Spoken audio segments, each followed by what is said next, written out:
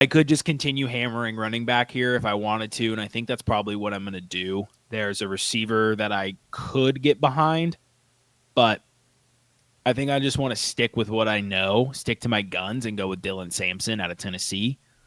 Yep. We've talked about it a lot, the great reset at running back, and there's a lot of electric playmakers that can be 60+% opportunity share guys in the NFL, and Dylan Samson is one of them.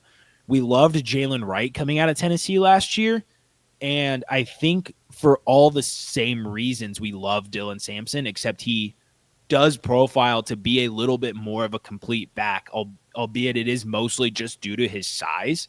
But while I don't believe that you have to be 200 pounds to be a productive running back at the next level, I do think you have to have that certain build to be a elite back in the NFL. Truly all around, like you're fighting to be one of the top dogs in all of Dynasty at the running back position.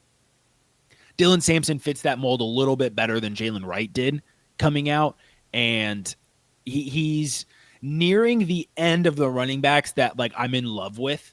And so I was thinking about Restrepo to have some table talk there, but I still love Dylan Samson as a prospect a little, more than I like Restrepo. Yeah, and I think I'm gonna. It's always weird with tight ends because we like some people are probably yelling at us. There's 2 first-round tight ends still on the board. I do like Tyler Warren and Colston Loveland. I'm not in love with either one of them as a prospect. I like, not love. And for that reason, it's between 2 players for me at this pick. Neither one of them are a tight end. I'm just going to go with one of my favorite players in the whole draft, and I'm going to lean into the strength of the draft, and that is Devin Neal. Devin Neal, just go watch him play, and you tell me what you think, because I think he's a very patient runner. He's a very productive runner at Kansas, back-to-back-to-back seasons of 1,000 yards rushing. And I've continued to say it. His running style is very similar to Le'Veon Bell. Now, will he be Le'Veon Bell? Probably not. But this is, like we've already said, there's a lot of good teams that could use a running back and could use a running back to start next year. So, I have a feeling that Devin Neal is going to be one of those players. And Pittsburgh, because of the Le'Veon Bell thing, just I wonder if they see what I see in Devin Neal, because that would be interesting.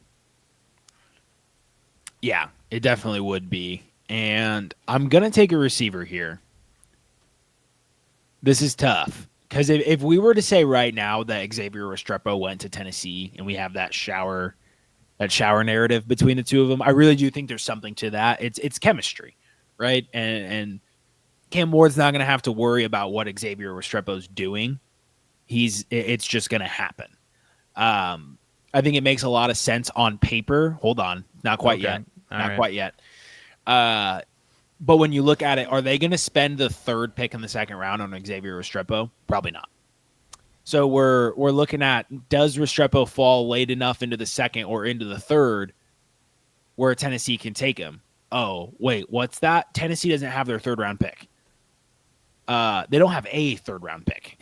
So we're talking about Tennessee taking him there or never really taking him for a while. I think I'm going to go with somebody who's going to really rise up the boards here through the Senior Bowl process, and that's Jaylen Royals. I've come around quite a bit since you introduced me to him, so I will certainly always give you credit whenever I reference him, that you were the one that put me on. But you take a look at some of these landing spots on Tankathon for a guy like Jaylen Royals to slot in, and like Washington in the late 2nd round comes to mind.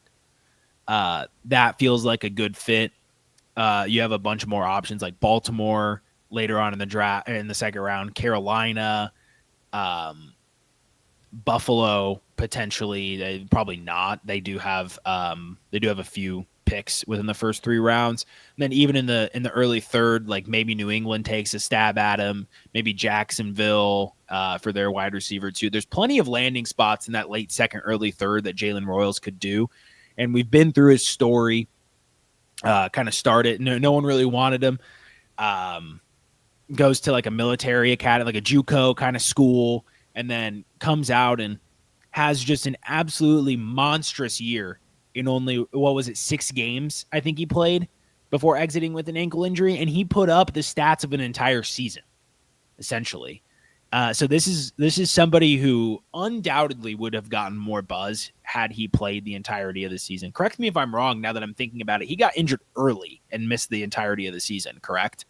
I think he played in 7 games. It was like 6-7 games in, basically missed the back half of the season. You look at those 7 games. Yeah, it's otherworldly what he was doing. It's dumb. It's stupid is what it is. And I don't care if he was in the Mountain West was probably they played Boise State and he tore up Boise State.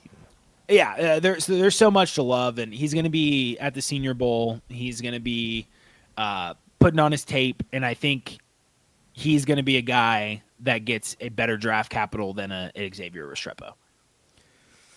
Wow, that's bold, man. And if you want Xavier Restrepo, I'm just going to break the seal on these tight ends. I was hoping you'd let it go one more. So I'll go ahead and take Tyler Warren. Again, we've talked about him on this channel before. Like, if he goes round 1 to the Broncos or the Colts, he belongs here. I mean, he probably belongs even higher than this, to be honest with you. But the Colts, it's not a great landing spot if you think about it, because we aren't really certain that Anthony Richardson is going to be the long-term quarterback. Then outside of that, I would probably think that he's the number 3 or number 4 option in the passing game, behind Michael Pittman, behind Josh Downs. Yep. So it's not great for fantasy, but I cannot deny the draft capital at this point compared to some of the other options on the board. And I do like the player enough to take him at the 204, so I'll shoot it back to you at the 205. I'll keep going with the tight ends, and I'll take Colston Loveland. So Perfect. my thought was kind of to take whichever tight end you didn't take there. And again, a little hard to ignore the draft capital. Chargers in the round 1. They were, I just had pass rate over expectation pulled up. Here it is. They were, 3, 6, 9, 12, 13th in pass rate over expectation last year, which basically means in situations where a lot of teams are running the ball, the Chargers are passing the ball. So good stuff to start. And this is without really a good core. They had McConkey, and that was basically it. They were funneling to Hayden Hurst, to Will Dissly, to Quentin Johnston, anybody they could, really. And getting a Colston Loveland in the first round, who is a guy that can block and catch passes, that'd be very solid for both fantasy and in the Chargers. I do prefer Harold Fannin to Loveland in my rankings, but round 1 draft capital into a situation where he's going to get a lot of playing time and potentially targets, wide open target distribution, hard to ignore that. I'll keep the train rolling and take Restrepo. I like Restrepo a lot. Every time I compare him to Ricky Pearsall, everybody's like, "Oh, is he going to get shot?" So I don't know, man. But he, which is kind of a weird thing to say, I guess. I don't know. Very. But anyway, not that we're disparaging people who talk about people getting shot, but I think he's a really good player, and I think the Ricky Pearsall comp, I think there's a real chance that he does fall. Like, he could be the forgotten man, especially if Jaylen Royals gets really good draft capital, or, Isaiah Bond goes to a really nice landing spot in the second round. He might be one of these forgotten receivers, and there's a real chance, because this happened with Ricky Pearsall last year, that he's sitting there in the middle of the second round, and I think he's a better player than that. And for that reason, in Superflex leagues, these second round, third round, even fourth round rookie picks, now's the time, and I know I'm getting off track here, but now's the time to scoop up some of these picks if your leagues have rolled over, because you're going to want to take shots. We're in the middle of the second round, and I'm looking at probably at least 3 or 4 running backs, probably more, probably like 5 or 6 running backs that I'm like, I wouldn't mind having them on my dynasty team just to see what happens, you know? Right. So anyway, it's definitely going to be, you're going to want to take a shotgun approach, I think, in this rookie draft. Like Maddie Kiwoom was saying on our program, which you should go watch that episode when we're done with this one. At 207, I'll take my guy, Brashard Smith. SMU running back, my personal most excited to watch at the Senior Bowl. That's going to be the biggest thing for whether or not he's going to make this draft capital at a 207 rookie pick work. If he can work his way up into the third round, I think he should be a second round pick, locked and loaded. After that, all bets are off. But has that profile, small school guy, played receiver, I don't actually, now at the top of my head, I can't really remember where he was at before SMU. I remember he played receiver. Feel free to fill in my memory if you can. But sure, I'm on. Transferred over, played running back for his first year at SMU, had a heck of a year, looked good against good competition, against Clemson in the ACC title game, against Penn State, albeit not good stats. Again, playing from behind and playing against a very good Penn State front seven. But can play in both phases of the game, and very similar to Tyrone Tracy and what he's done. He can play special teams if you need him to. He's going to be able to catch passes.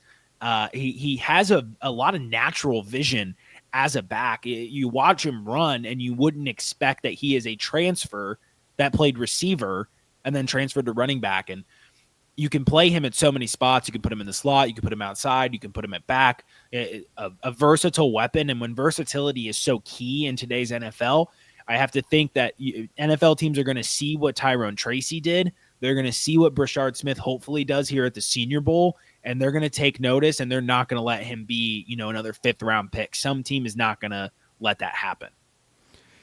Yeah, he transferred from Miami, Florida. Okay, as soon where as there I just said small wasn't school, I was like, that's not right. But yeah, but just not an opportunity there for him. And then he transfers to SMU and immediately has an impact. So good sign for sure there. I'm going to take Jordan James. I still have him ranked pretty highly. You remember there was this guy at Oregon last year. What was his name? Like Bucky something. Bucky Irving, I believe. Yeah, there was that guy at he was at Oregon, and this year Jordan James 1,267 rushing yards, 15 touchdowns. So I don't think the 49ers need a running back, but this is one of the better running backs that can cut and find the running lanes. Good size, 5'10", 210 pounds. It's about perfect in terms of size. So can catch passes, 26 receptions this year. So I like Jordan James quite a bit. I'm probably ahead of consensus on him, but I'll throw it back to you at the 209. I'll take a shot on Tez Johnson. Okay. So Ollie Gordon, a lot of tread on the tire. Isaiah Bond, I can't get behind a serious NFL prospect having one catch in a very serious game. Only had 500 yards this year after transferring. We saw some rumors to like maybe the Cowboys, and if he gets really good draft capital on a great landing spot, I'll change my opinion. But Tez Johnson, better than Evan Stewart in my opinion. He does profile as more of a pure slot guy, being 5'10", 165, so he's got some sizing up to do. But we saw him against some good defenses. He put up 100 yards against Illinois. He put up 181 yards on 11 receptions against Penn State with a 48-yard touchdown, I believe. So there's a lot to love there. He's got big playability. He's got some good route running skills. If he gets, late day 2 draft capital, some like late 3rd round draft capital, which is probably close to where he's going to be based on initial estimates and rankings, barring anything tragic. So, yeah, give me Tez Johnson here. And I'm just gonna do it. I'm just gonna do it, man. He was second in the nation in rushing yards this year. I know the 40 time's not going to be what we want. I know the profile is not going to be sexy at all. But there's just something to be said for a running back that can just get the job done. And he might turn into Peyton Hillis. He might. I don't know. But damn it, just give me Cam Skattebo. Because I want him. Yeah. And this would be I probably should take him there. the section of the draft where I would be all in on taking him. You know, why not? At the 210, Right. late second, early third round, perfect range to take somebody like him. And because he's probably, I can already promise you, like, he's probably going to be a day 3 pick. And I don't know if Dynasty gamers are necessarily going to forget about him, but I can almost promise you, because this happens every year, they're going to poo-poo the athletic profile. And just beware of that, because we've made that mistake before, and I'm not making it again. Okay? Right. Sometimes players are just good at football, and there's a chance he's just good at football. So I'll take a chance on him here. All right. My last pick, I will go ahead and I'll bite the bullet and take Ollie Gordon. I'll take a 1,700-yard rusher who the team was massively degraded from 2023 going into 2024. A lot of the struggles in Oklahoma State were really his fault. I know there were some off-the-field concerns with what happened with the DUI. Hopefully, he's a young kid. Hopefully, again, not a mistake you would like to make in life. Thankfully, no one was hurt. And, you just got to hope that he learned from that experience and moves on.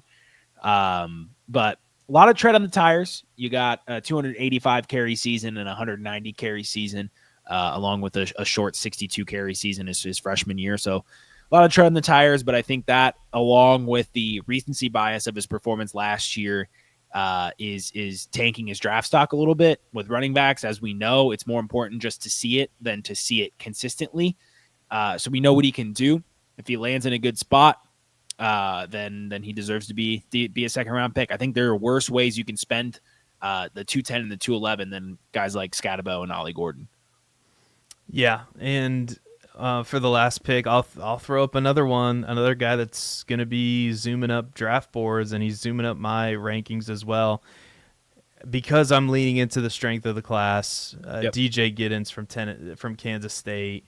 Back-to-back seasons, over 1,200 yards, over 1,300 rushing yards this year. Back-to-back seasons over that 20 reception threshold that we like to see, or that the advanced scouts like to see. 10 touchdowns last year, 7 touchdowns this year. It's hard. It's another one of these running backs I just want to take chances on. And like Taj Brooks, I wanna see. Like, I wouldn't mind drafting him in this range either. Raheem Sanders is interesting. Like, we didn't even get to Isaiah Bond or Illik Ayumana or Evan Stewart or So the point is, in these super flex drafts, these rookie drafts, I think there's going to be some nice value to be had here in the late second, third round. So if somebody's not willing to, keep those picks, go take advantage.